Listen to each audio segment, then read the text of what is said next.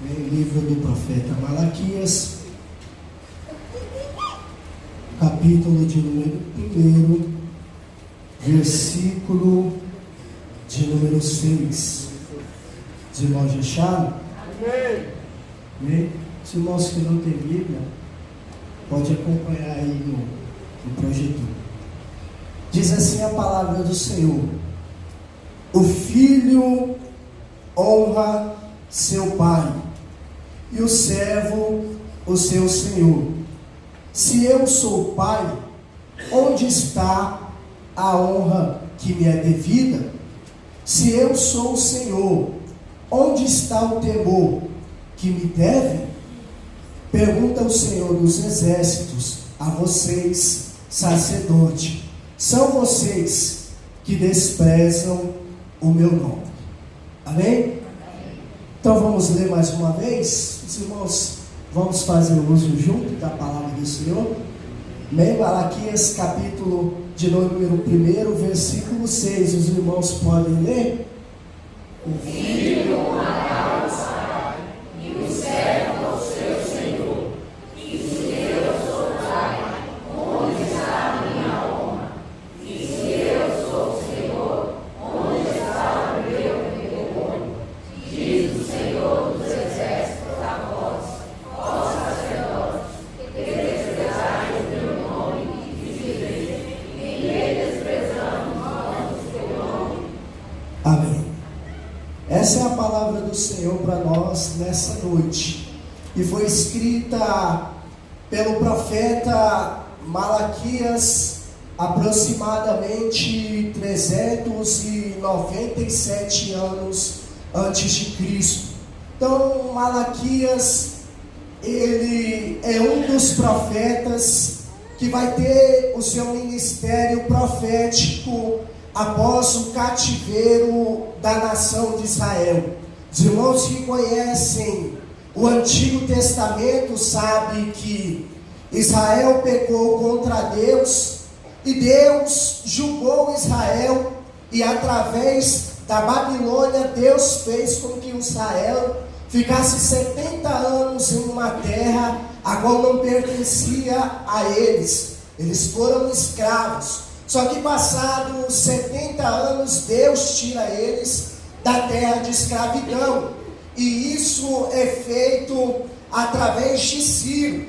E isso acontece dentro da Bíblia Sagrada, no ministério do profeta Ageu, no ministério de Zacarias, no ministério de Josué, sendo o sacerdote, e no ministério de Zorobabel, como governador da cidade de Jerusalém. Então eles voltam do cativeiro, e tudo isso que acontece nesse período é um período de aproximadamente 60 anos.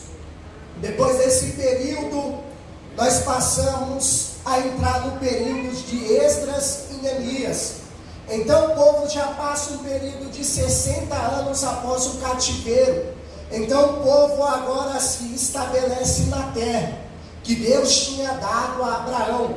Só que agora eles precisam voltar do zero. E quando eles voltam do zero, eles vão tendo várias dificuldades no meio do caminho.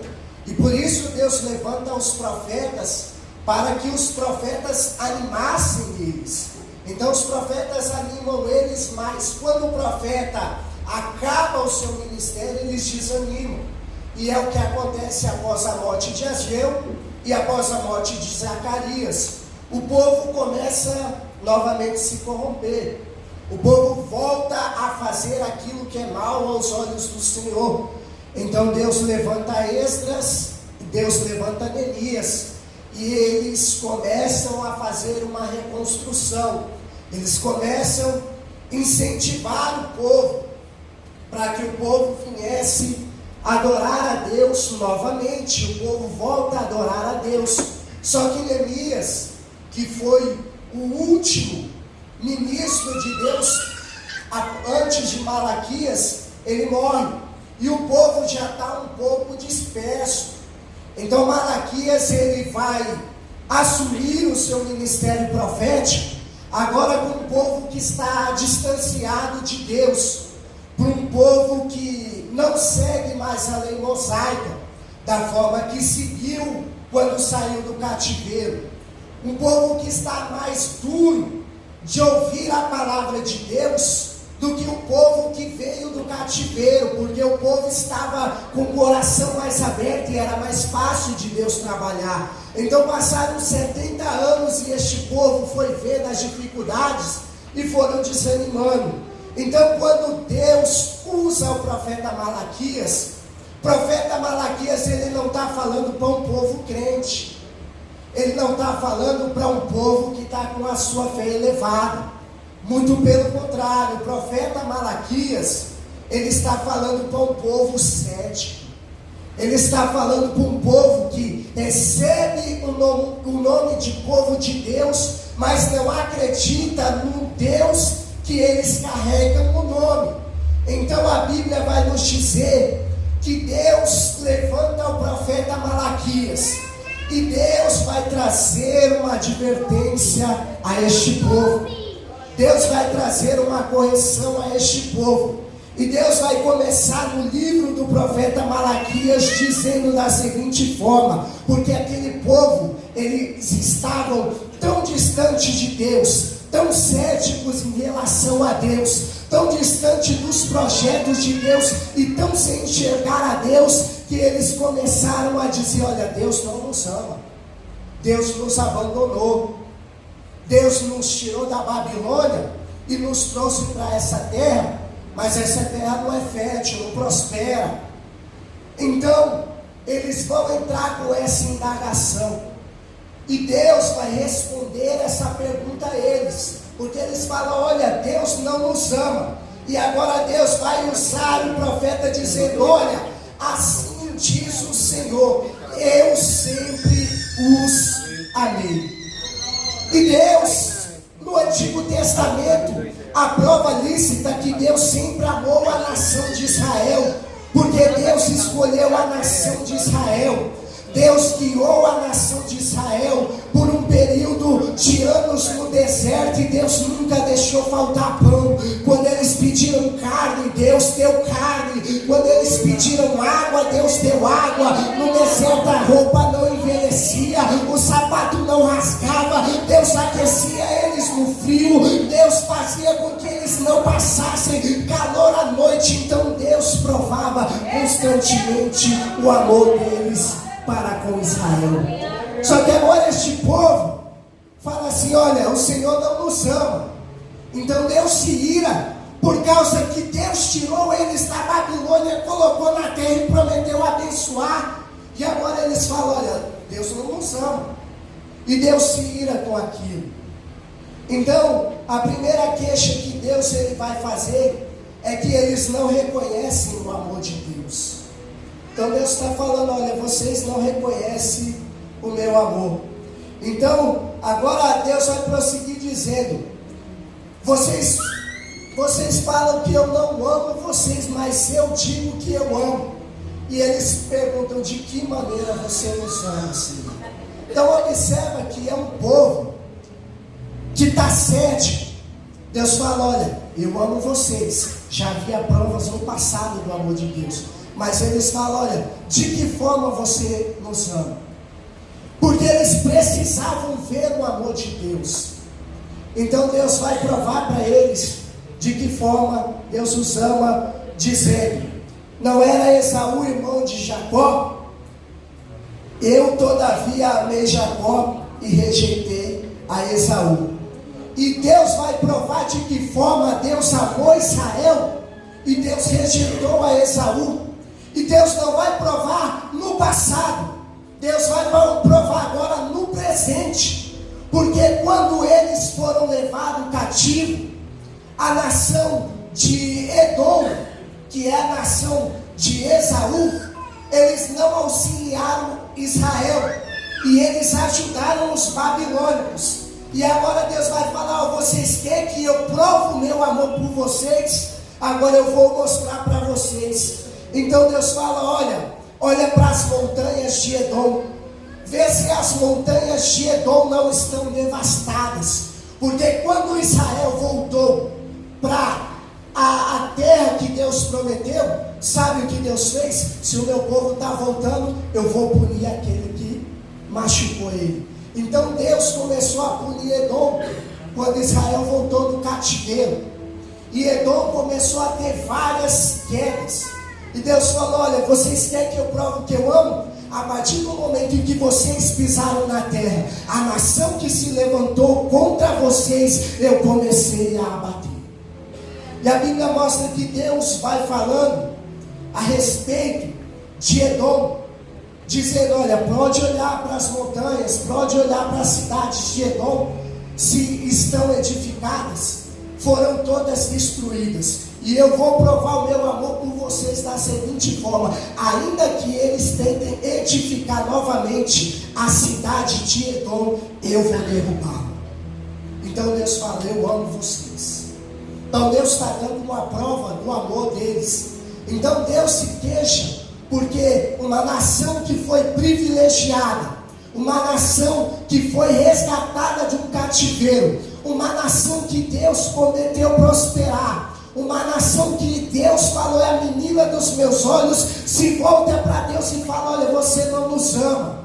E agora Deus se queixa, se entristece e se revolta exatamente por causa disso. Sabe o que acontece quando nós estamos em período de dificuldade e falamos: Deus não nos vê, Deus não nos ouve, Deus não nos ama, Deus é injusto para conosco? Deus olha do céu e fala: quantas vezes eu já te livrei, quantas vezes eu já dei vitória, quantas vezes no passado você precisou e você não consegue enxergar.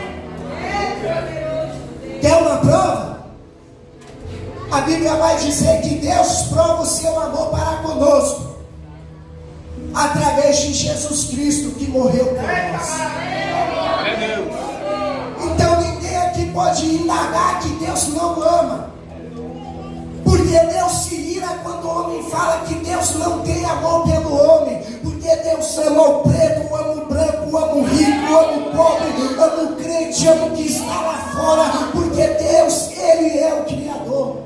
Glória a Deus. Então Ele se ira com essa nação e Ele fala: não, agora eu vou me levantar e vocês vão ouvir. Eu amo vocês, demonstrei isso no passado e está aí a prova física. Vocês estão vendo a nação de Edom está sendo derrubada exatamente por causa de vocês. Então eu sempre os amei. E agora Deus vai prosseguir e agora vai se passar para a segunda queixa de Deus, porque Deus vai trazer uma advertência e Deus vai se queixar do povo, porque o povo estava desprezando o amor de Deus, o povo estava fazendo pouco caso do amor de Deus. Então Deus se levanta e fala: olha, vocês estão fazendo pouco caso do que eu fiz por vocês. E agora Deus vai prosseguir na sua segunda queixa, e a segunda queixa aqui é o texto a qual nós lemos. E o texto vai nos dizer da seguinte forma: o filho, ele honra o seu pai, e o servo honra o seu senhor. Se eu sou pai, onde está a honra que me é devida? E se eu sou senhor, onde está o temor que me deve? Então agora, Deus, ele se volta agora para os sacerdotes da nação. E Deus fala: olha, se eu sou pai, e a Bíblia diz que o filho deve honrar o pai. O princípio do Antigo Testamento era honrar o pai. O pai é aquele que cria, o pai é aquele que sustenta, o pai é aquele que guarda. Então Deus, ele fala: eu criei vocês, eu guardei vocês, eu protegi, eu sustentei vocês, e cadê a honra que vocês me devem? E Deus fala: se eu sou o Senhor, cadê a obediência que me é devida? E agora, quando Deus se queixa de ser pai e não ser honrado, de ser Senhor e não ser obedecido, agora eles vão dizer no que eles estavam desprezando o nome do Senhor. Então Deus fala: olha, eu sou pai, mas vocês não me honram. Eu sou Senhor, mas vocês não me obedecem. E agora o povo fala: em que nós não estamos te honrando? Em que nós não estamos te obedecendo? E agora Deus vai falar para os sacerdotes, os servos, os ministros do altar, o que nós somos diante de Deus. Somos sacerdotes diante de Deus. Todo mundo que está aqui é ministro diante de Deus. Então agora Deus se levanta e pergunta: olha, vocês estão me honrando? De forma nenhuma. Estão me obedecendo? De forma nenhuma. E ele se vira e fala: de que maneira nós não estamos honrando o Senhor? De que maneira? E Deus vai falar: vocês estão trazendo comida impura para o meu altar. Então Deus vai falar para a nação da seguinte: sabe o que vocês fazem? Sabe de que forma vocês não me honram? Quando vocês vêm e não trazem a comida devida para o meu altar. O que Deus ele quer dizer com isso? O objetivo do sacerdote era chegar e apresentar a melhor oferta diante do altar de Deus. Ele deveria apresentar um cordeiro puro, sem mancha, sem rúcula, sem mácula, um cordeiro perfeito diante de Deus, para que no momento em que ele se dobrasse diante de Deus, Deus olhar do céu e receber o sacrifício. Agora Deus fala assim: ó, você está trazendo algo impuro diante do meu altar. Então ele fala: olha, vocês ainda falam o que vocês estão fazendo? Vocês estão trazendo algo impuro diante do meu altar. E Deus me trouxe aqui nessa noite, através dessa palavra, como profeta de Deus, para falar para a igreja quantas coisas impuras têm sido colocadas diante do altar do Senhor, quantas coisas que não são lícitas ao reino de Deus têm sido colocadas no altar, e nós estamos aplaudindo, nós estamos assistindo de camarote, e Deus está desagradando disso.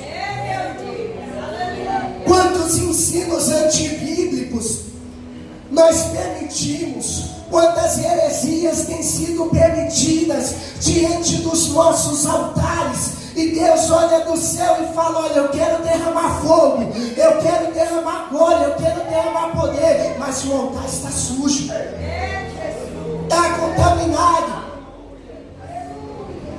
está cheio de inovações, está cheio de evangelhos que não são bíblicos. E Paulo fala: se alguém pregar outro evangelho que não seja esse evangelho, seja amaldiçoado. Não suba na casa de Deus, no púlpito, e venha pregar mensagens de autoajuda, mas pregue que Jesus salva, pregue que Jesus liberta, pregue que Jesus batiza, pregue que há um céu preparado para nós. Glória a Deus.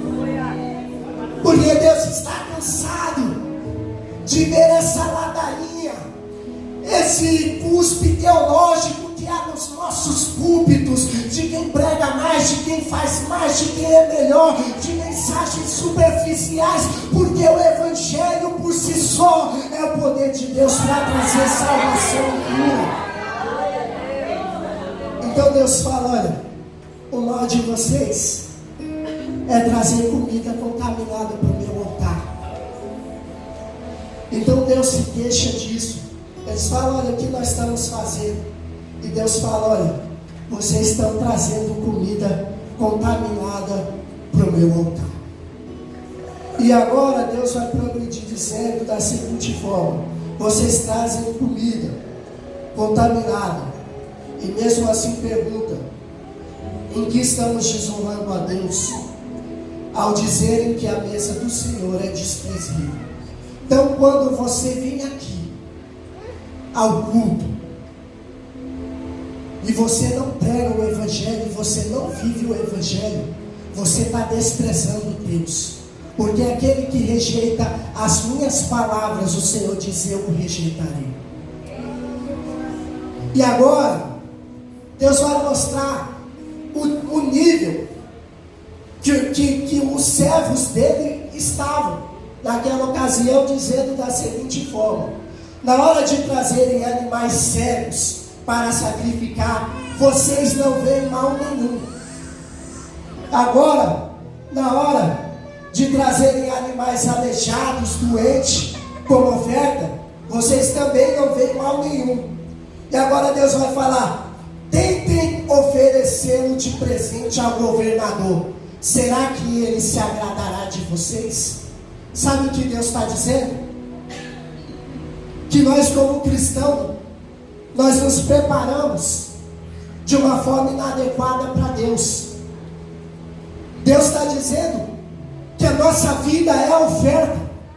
E para pensar de que forma você veio cultuar Deus hoje, de que forma você veio cultuar Deus ontem, de que forma você veio cultuar Deus antes de ontem, que tipo de oferta você é. Porque para vir para a igreja você não se preocupa em se santificar, você não se preocupa em orar na sua casa, você não se preocupa em louvar, você não se preocupa em dar um bom testemunho, você não se preocupa em se purificar, mas você chega aqui de qualquer jeito e quer servir, e acha que Deus é obrigado a receber qualquer coisa. É isso que Deus está dizendo: olha, na hora de vir servir, vocês vêm de qualquer jeito. Vai pregar, não se prepara para pregar. Vai louvar, não se prepara. A Deus dá graça na hora. E cadê a preparação, a oração, o jejum? Cadê a dedicação para o reino de Deus? Então observa que tudo que se vai fazer para Deus exige perfeição e dedicação máxima, porque Deus é merecedor de tudo. E Deus fala para eles: olha, na hora de fazer para mim, vocês vêm de qualquer jeito. Mas na hora que o governador chega, eu quero ver se vocês vão apresentar qualquer coisa. Eu quero ver na sua empresa, se você for chamado para algo, se você vai fazer de qualquer jeito para ser mandado embora. Eu quero ver se na faculdade você vai apresentar um trabalho de qualquer jeito para chegar lá e receber nota ruim. Porque para Deus tem que ser de qualquer jeito. Porque a gente tem que chegar aqui e achar que o culto é só um culto. Nós vamos para a igreja hoje, se Deus fazer, fez, se não fazer, não fez. Não estou nem aí. O que Deus quer de nós é que nós tenhamos com o melhor. E Deus se queixa, porque Deus fala: vocês chegam de qualquer jeito e acham que eu tenho que abençoar vocês.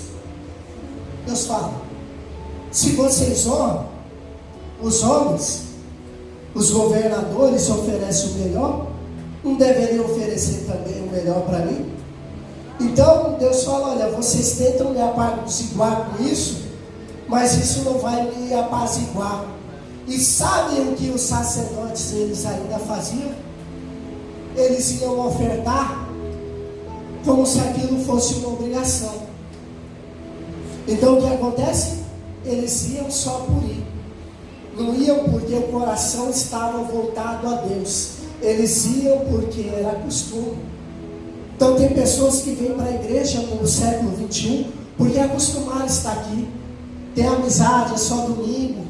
É bom vir para a igreja, é só domingo. Vamos lá espairecer a mente, ouvir uma palavra de ânimo.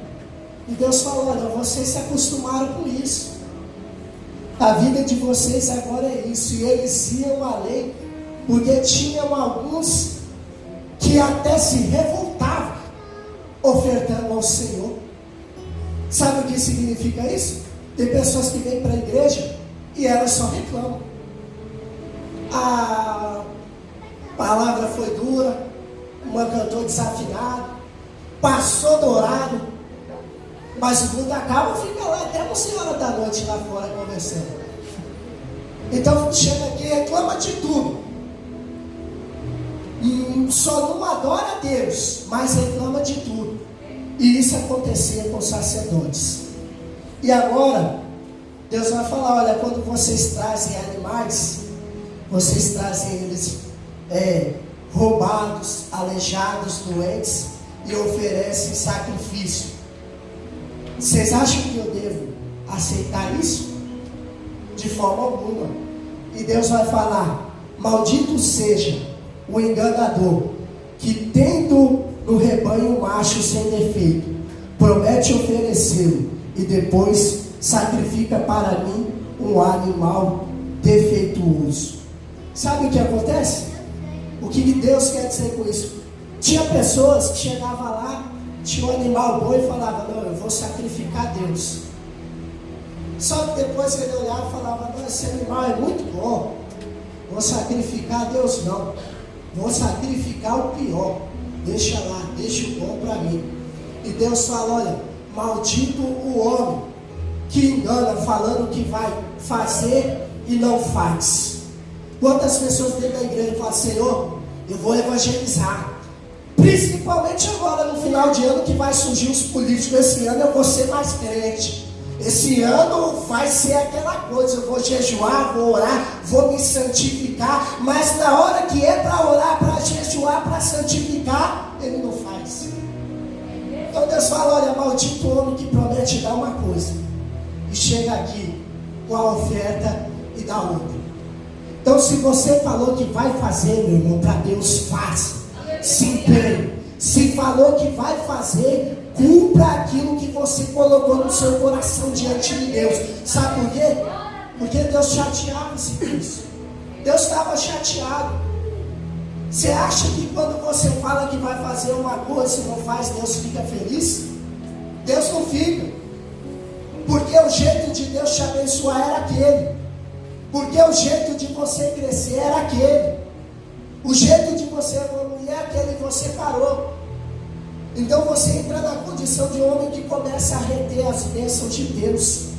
E agora, Deus vai continuar dizendo a eles da seguinte forma, aos sacerdotes, para que eles dessem ouvido à voz do Senhor, e para que eles se dispusessem ouvir a voz do Senhor, senão Deus puniria eles. E agora o capítulo de número 1, o versículo de número 7, Deus vai dizer: porque os lábios do sacerdote devem guardar o conhecimento, e da tua boca todos esperam a instrução na lei, porque ele é mensageiro do Senhor dos Exércitos. Sabe o que significa isso? Como cristão, nós temos a palavra de Deus, e o que se espera de nós é que nós venhamos depositar essa palavra em outras vidas. Isso é o que Deus espera de nós. Então por isso que aqui fala: olha, porque nos lábios do sacerdote deve estar o conhecimento, e da sua boca as pessoas esperam a instrução da lei. Então Deus espera que nós, como cristãos, nós sejamos testemunhas de Deus. Nós transmitimos a palavra de Deus para os outros, porque Deus nos chamou para isso, porque nós somos sacerdotes de Deus, a fim de ministrar as bondades de Deus para aqueles que estão lá fora. Então Deus não espera nada além de nós, a não ser de que nós façamos isso. Então por isso que Deus se queixa deles e se entristece, por causa que o objetivo é que eles pregassem a palavra, e eles não faziam isso. E sabe, quando nós fazemos as coisas, nós vamos, nós buscamos, queremos de Deus, Deus espera que nós façamos para Ele como sacerdotes, e Deus espera que nós instruamos as pessoas. As pessoas esperam a instrução do cristão, as pessoas esperam uma palavra. Às vezes você está ali no seu trabalho, às vezes você está na rua, está andando, a pessoa espera que você, como crente, traga uma palavra que transmita vida e luz. Então esse é o objetivo de ser cristão. Então por que Deus se queixa desse povo? Exatamente por causa desses motivos. E se a gente olhar e parar para pensar, será que Deus não se queixa da gente? Às vezes a gente sai daqui e não tem uma palavra para transmitir para ninguém. E isso não é dever só do pastor, só de quem prega. Isso é dever de todo salvo, de transmitir a palavra do Senhor.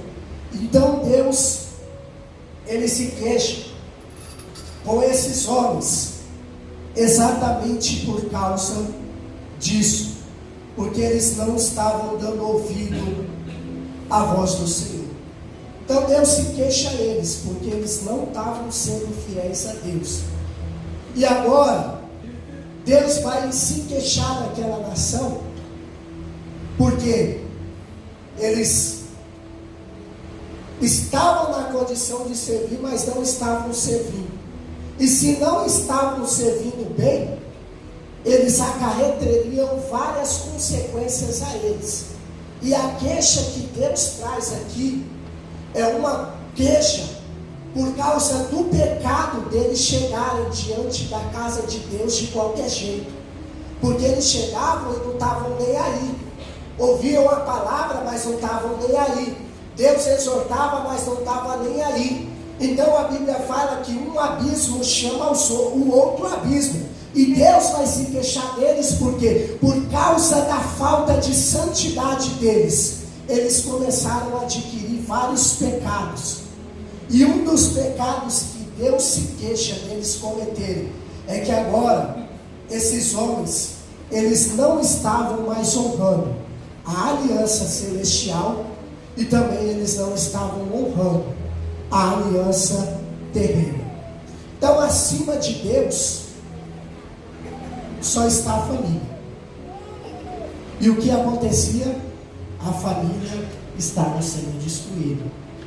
E Deus se queixou deles exatamente por causa que eles estavam desvalorizando algo que para Deus era de suma importância, que era a família.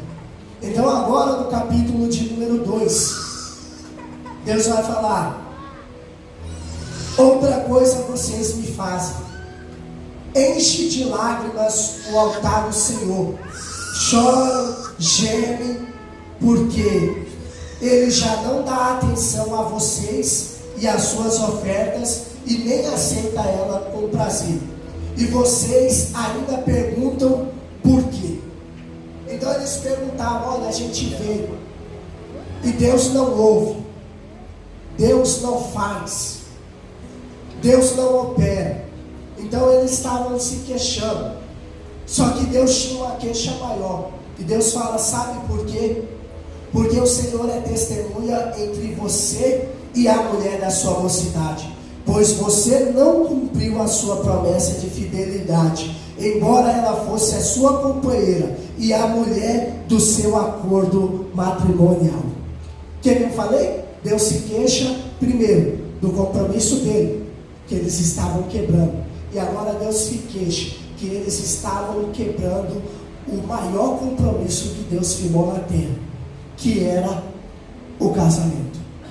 O que acontece? O povo estava pecando tanto, tão desvirtuado, que eles começaram a pegar mulheres pagãs. Eles começaram a pegar mulheres estrangeiras.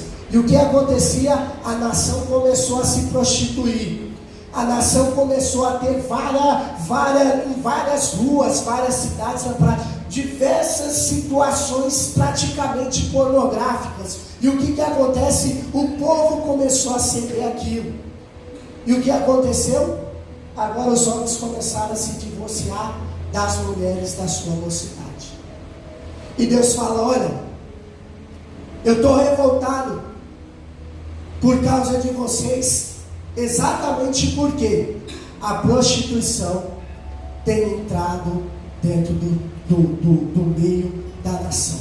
O que acontece? Nas nossas igrejas, estamos desvalorizando a presença de Deus. Estamos desvalorizando a santificação, a oração, o jejum, a palavra de Deus. Tem no meio o gospel, tudo que é tipo de entretenimento, menos a palavra de Deus que cura, salva, transforma. O que acontece? O diabo começa a entrar. E quando o diabo começa a entrar, a família começa a ser destruída.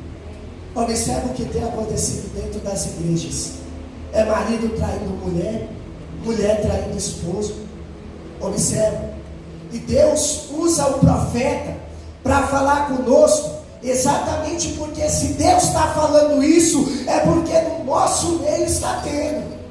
É porque no nosso meio pode ter alguém aqui que você está aqui, mas na sua casa você está fazendo uso de pornografia. Na sua casa você está desvalorizando a sua mulher, o seu esposo. Você está cobiçando aquilo que não é seu. E Deus está falando, toma cuidado. Toma cuidado. E agora Deus fala da seguinte forma, eu me queixo. Por quê? Porque o cara que era velho e tinha casado com a mulher, agora ele falou, olha, essa mulher está velha demais, vou caçar uma novinha. E ele ia e procurava nova. E a lei não dava respaldo para isso, a lei só dava respaldo para uma outra mulher se a outra fosse estéril. Não tinha respaldo. Só que agora eles vão contra a lei e falam, não, a gente pode pegar qualquer mulher, a gente pode trocar. Só que o pior não era isso. Ele trocava a mulher e Deus vai falar que ele violentava a outra. De que forma?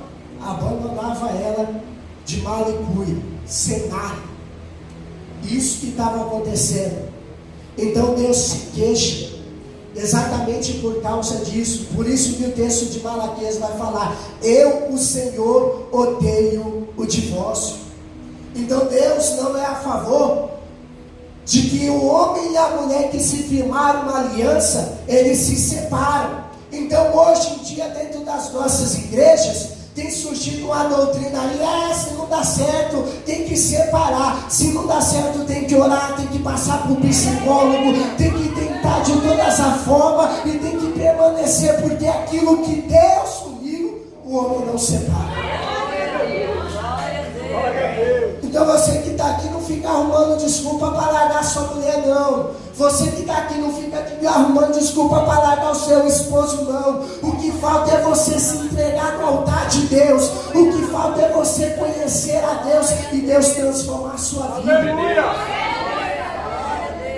Então Deus fala com eles desta forma. E agora eles vão dizer da seguinte forma. Deus agora vai falar com ele, olha, vocês dizem que eu tenho cansado vocês e que vocês se têm cansado com as minhas palavras. Então agora o texto vai dizer, capítulo de número 2, versículo de número 17, vocês têm cansado o Senhor com as suas palavras. Então aqui eles arrumavam um argumento para dizer, olha, Deus não nos ama. Só que Deus fala, como eu não amo vocês, já provei de diversas formas. Quem não ama eu são vocês, porque vocês não dão o menor, vocês não me glorificam. E agora Deus faz outra queixa a eles dizendo, olha, vocês são infiéis. E Deus fala, e eles falam, em que nós somos infiéis? E Deus fala, vocês são infiéis, porque vocês firmaram uma aliança, mas vocês não querem permanecer nessa aliança. Então observa que são coisas que são mais atacadas no nosso dia, a fé e a família. E Deus usa o profeta para falar conosco, porque será que como está a nossa vida? Será que como nós vamos para a igreja? Como está a nossa família? Como está a nossa casa? Será que eu amo a minha mulher da forma que eu amava quando casei com ela? Então isso é interessante o que o profeta fala. E agora o profeta vai dizer, olha, Deus vai dizer, olha, vocês estão me cansando com esse assunto de vocês. Vocês querem argumentar de qualquer forma, quando vocês estão errados. E Deus vai dizer, ó, vocês estão me cansando. E eles vão dizer, olha, como nós temos cansado? E Deus vai dizer, vocês ainda perguntam, quando dizem, todos os que fazem o mal são bons aos olhos do Senhor, e Ele se agrada deles. E também quando perguntam, onde está o Deus da justiça? Então agora Deus se queixa por quê? Porque esses homens estavam indagando a Deus em várias questões que Deus não tinha nada a ver com isso. E agora eles falam: olha, nós temos uma reclamação a mais, Deus. Por quê? Porque você apoia quem faz a maldade. Então eles acusam Deus de estar do lado de quem pratica o mal, porque quem faz a maldade é bom aos olhos de Deus, e Deus se agrada deles. E eles perguntam: onde está a sua justiça, Deus? De que forma você é justo? Porque tem tantas pessoas que chegam e falam: olha, eu só recebo mal, as coisas ruins só acontecem comigo. Mas tem pessoas que é de mau caráter, de mau índole, e essas pessoas prosperam. Deus não é justo. Isso não é justo, aquela famosa frase: isso não é justo. Então eles começam a questionar a justiça de Deus. E Deus vai falar: olha, já estão perdendo a paciência. Esse povo é terrível.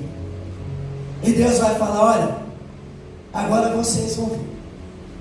Já que vocês estão falando que eu não sou justo, então vocês vão ver.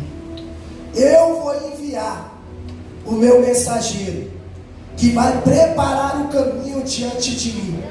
Então, após o meu mensageiro, virá o Senhor, o qual vocês esperam, o Senhor da justiça, o qual vocês acham que não sou eu. Eu vou enviar este Senhor. O que Deus está dizendo aqui profeticamente, que Ele enviaria João Batista, e depois Jesus viria, o Senhor que eles esperavam da justiça. Só que agora Deus vai falar: vocês querem justiça? Então tranquilo, eu vou preparar o caminho e vou mandar o Senhor da justiça. Se você está falando que eu não sou justo, então eu vou mandar a justiça. Então Jesus vai vir como essa justiça. Só que agora Deus vai falar para ele: mas quem vai suportar o dia que ele vai vir? Eu vou mandar, ele vai vir. Só que quem vai conseguir aguentar o dia que o Senhor da justiça ele vier? E aqui não está falando quando Jesus veio para morrer. Aqui está falando quando Jesus vier buscar os seus. Então aqui agora o profeta está dizendo: já que vocês estão falando que eu não sou justo, eu vou enviar o Senhor que é justo, o qual vocês desejam. E quem vai poder suportar o dia que ele vir? Será que vocês estão preparados para o dia que ele vir? E agora ele vai falar: olha, quem ficará de pé quando ele aparecer? Será que vocês vão conseguir ficar de pé diante dele? Porque ele será como fogo de olives. Então quando ele vir, será como fogo. Por isso que a Bíblia diz que toda obra vai ser passada no fogo, e toda aquela que for feno, palha, toda aquela que for prata, ela vai perecer. Só a obra que for feita diante de Deus vai passar. Então ele vai ser como olives, e ele vai provar tudo. Será que vocês vão suportar? Ele vai ser como o lavandeiro, que tem o sabão e limpa, e não vai passar ninguém que estiver sujo. Será que vocês estão prontos para isso? O povo estava questionando Deus: Deus nos ama, Deus é injusto, Deus não nos ama, Deus é isso, Deus é aquilo. E eles falam: se você não é injusto, se você é justo, deveria agir a nosso favor. E Deus fala: eu sou injusto? Então se prepara, que eu vou mandar a justiça. Só que vocês estão preparados? Então fala que ele se assentará como um refinador de prata, e só vai passar aquilo que for bom. E agora a palavra vai dizer: assim Deus trará juízo. Então virei a vocês trazendo juízo. E a Bíblia vai nos dizer que agora Deus fala, e quando ele trazer juízo, ele vai testemunhar contra os feiticeiros, ele vai testemunhar contra os adúlteros, ele vai testemunhar contra aqueles que juram falsamente, ele vai testemunhar contra aqueles que exploram o trabalhador, contra aqueles que oprimem os órfãos e as viúvas. e contra aqueles que oprimem os estrangeiros. E, por último, Deus vai falar: e aqueles que não têm respeito por mim. Então, observe que Deus fala: olha, se eu sou Pai e Senhor, onde está a minha honra? Onde está o respeito que me é devido? E agora eles vão falar da seguinte forma: Deus convida eles para se voltarem a Deus. Então Deus fala: olha, se voltem novamente para mim, abandonem esse mau caminho, e eu me voltarei para vocês.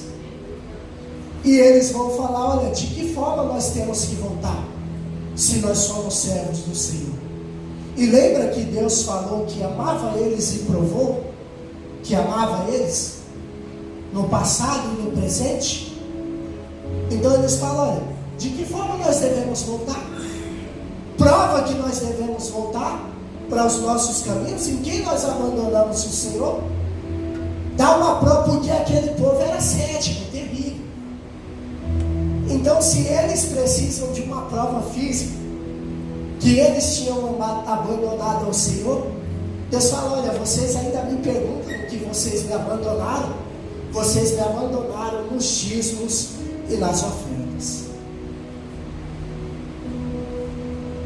Lembra no começo o que era o dízimo e a oferta?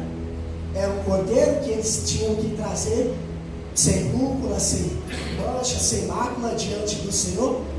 Eles não estavam trazendo um cordeiro imperfeito. E agora eles falam: olha, Senhor, prova que nós abandonamos o Senhor. E Deus fala: está aí os dízimos e as ofertas que vocês não trazem de forma devida. Isso prova que vocês me abandonaram. Voltem para mim. Então, o que Deus quer nos dizer nessa noite? Nós queremos várias provas de Deus, só que muitas das vezes a verdade é que nós, como cristãos, abandonamos a Deus. E Deus, através do profeta, nessa noite nos convida para que nós venhamos nos voltar a Deus. E de que forma se volta a Deus? Trazendo o seu dízimo e a sua oferta. Não é o seu dinheiro, irmão. O dízimo e a oferta é você dentro desse contexto aqui. É claro que implica isso também, mas o dízimo e a oferta é você, é a sua santidade, é o seu sacrifício. Não venha para a casa de Deus de qualquer jeito, mas venha puro, venha santo. Santifique-se na sua casa já, porque às vezes você vem aqui, mas você vem como aquele cordeiro impuro, como aquele cordeiro aleijado, como aquele cordeiro doente, cheio de prostituição, cheio de carrapicho, cheio de mundanismo. Mas Deus te convida nessa noite: se volte para mim, se volte para mim. Sabe por que isso é importante?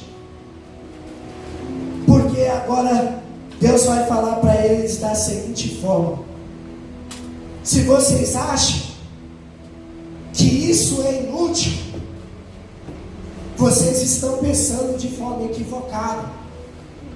Porque Deus vai falar para eles da seguinte forma: chegará o dia em que eu escolherei um tesouro especial para mim. E nesse dia, no dia em que o Senhor agir, diz o Senhor dos Exércitos,